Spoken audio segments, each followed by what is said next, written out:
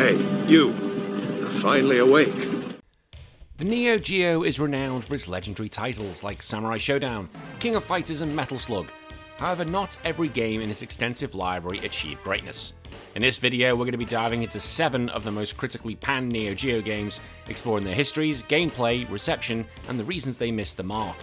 And as I always have to keep saying, this is not the definitive 7 list, this is just 7 games that I'm throwing up. If you feel I've got it wrong, or you feel there's ones that need to be put in there, let me know in the comments. I will fight you, because it's hilarious, but please do it in a respectful way. And if you want to hear more of me, Retro Wars is a weekly podcast where each week me and friends talk about the video games we used to play back when we were kids, and there's over 150 episodes for you to get wherever you get your podcasts from, and I'd love you to come over and see what you think. If you want to get involved with the show financially, you can do it at patreon.com/retrowars, where for $1 each month you get access to your own show called DLC, and you can also get additionally involved in the show. Right, let's get into it, shall we? Let's look at 7 of the worst Neo Geo games ever made. Super Spy. Released in 1990 by SNK, the Super Spy was an ambitious attempt to bring first-person action to the arcade. Now, it was set in a high-rise building filled with terrorists. They look like stereotypical terrorists. Players took on the role of a secret agent navigating through various floors to eliminate threats. Although, I'm looking at him going, he's not really much of a secret agent. He's just a Rambo-esque guy. Like, when I think of Spy, I think of Bond. This guy's just like Rambo, with knives and fists and guns. But despite its innovative approach, the game struggled to deliver a compelling experience.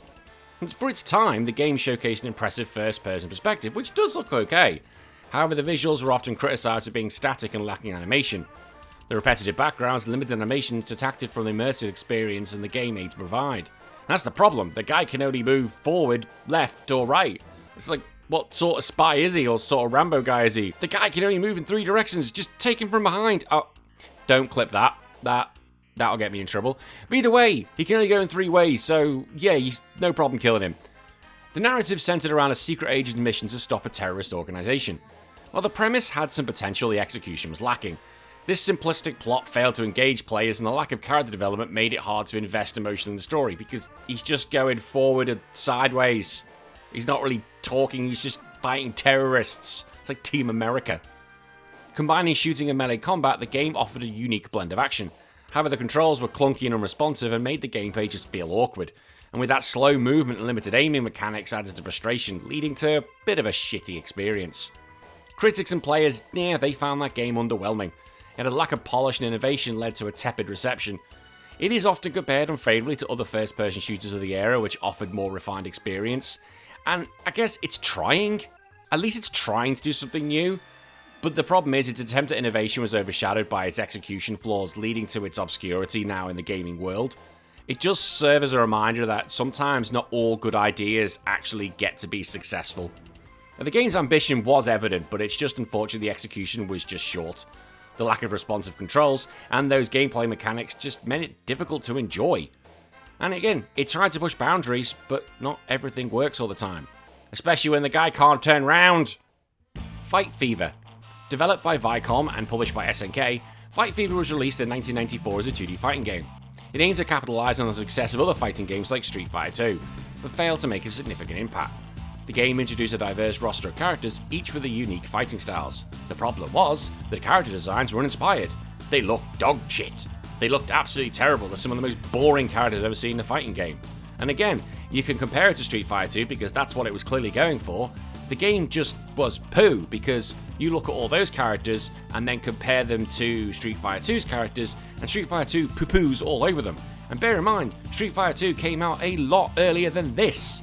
It's ridiculous. The game animations were actually stiff as well, making the game just unappealing. The backgrounds were generic and lacked the detail other fighting games of the time, and the overall aesthetic just lacked the polish.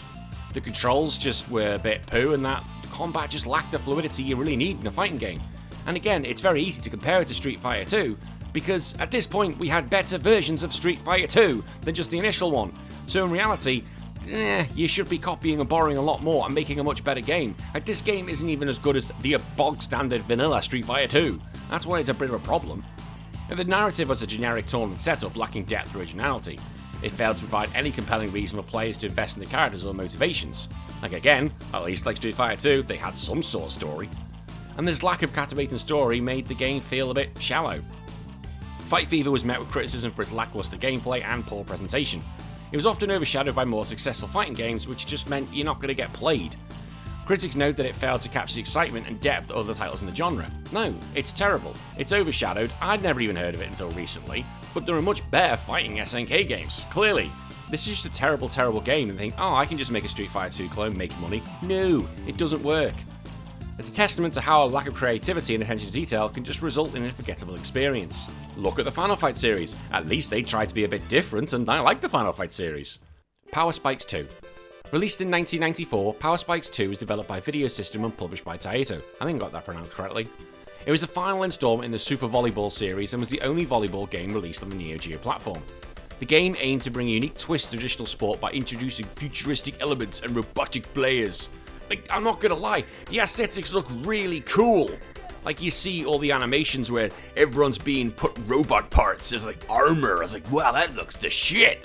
But then when you go into world mode and it's just normal volleyball, I was like, okay. There's Hyper League, which is where it's all the robots. That looks cool.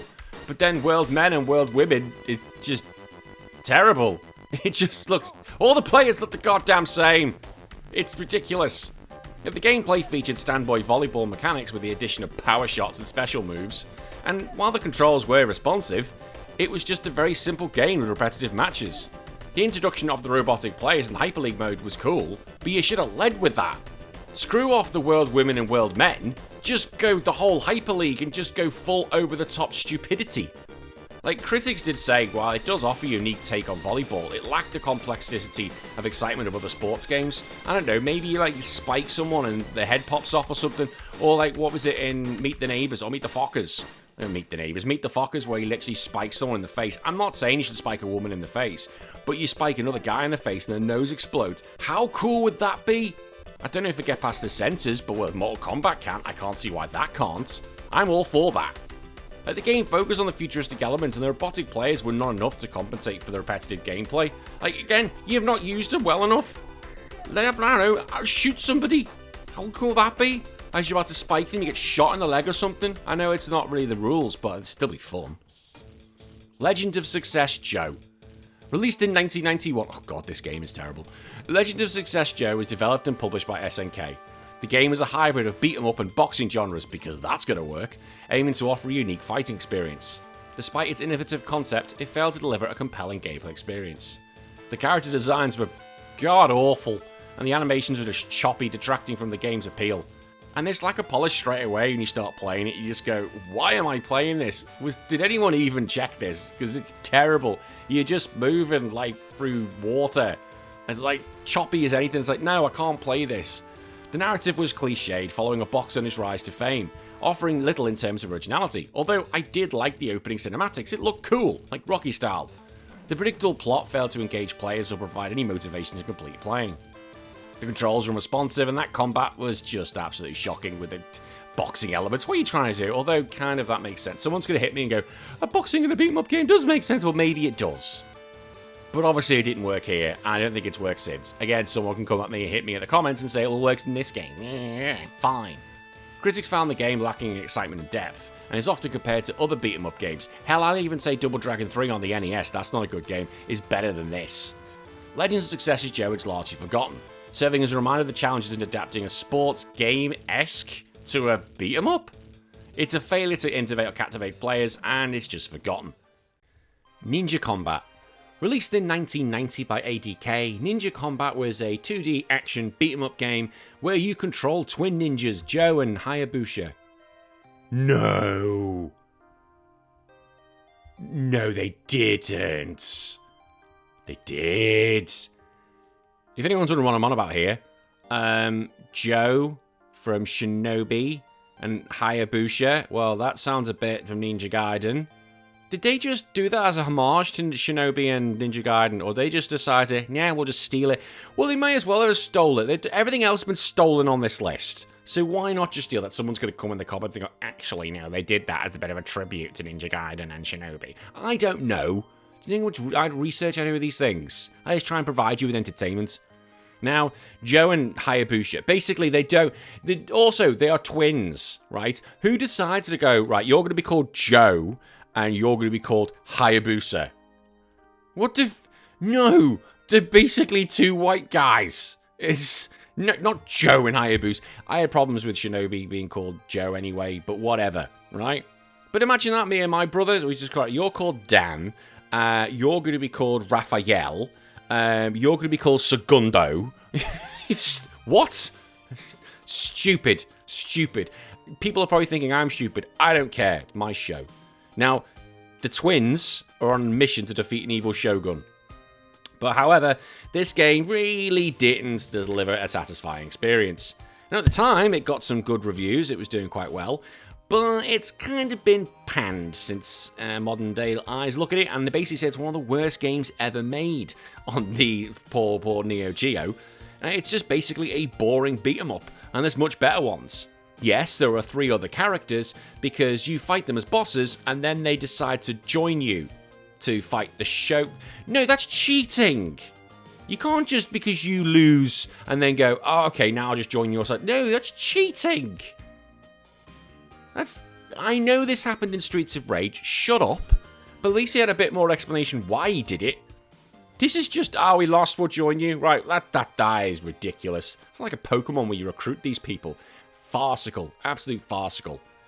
Either way, they found the visuals were underwhelming, it had simplistic character designs and lackluster animations. The game itself was quite short and quite repetitive, and the older aesthetic did not really showcase the capabilities of the Neo Geo hardware at all. The game just became a snooze fest because you were just doing the same thing over and over again and you were done in more time than not. And the thing is, there are much better games that are going to be coming out and it could be compared to. I keep saying it. Final Fight, Streets of Rage, it's just easy to compare to those two. But they're much better games. And throughout my research of trying to find some of the worst games for this console, this and Legacy of Joe were the ones that came up more than any. Burning Fight. Burning Fight is a side-scrolling beat-em-up developed and published by SNK in 1991. Set in a fictionalized version of New York City, players control one of 3 characters, Duke, Ryu, or Billy. Oh, come on. Come on, they're just rip-offs of other characters. For God's sake. As they battle through various stages to dismantle a crime syndicate. This is just basically Final Fight.